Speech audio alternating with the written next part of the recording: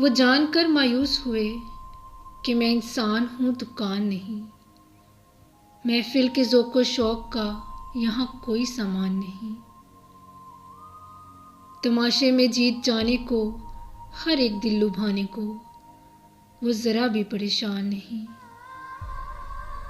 लोगों की कम निगाही पे और उससे मची तबाही पे बिल्कुल भी हैरान नहीं।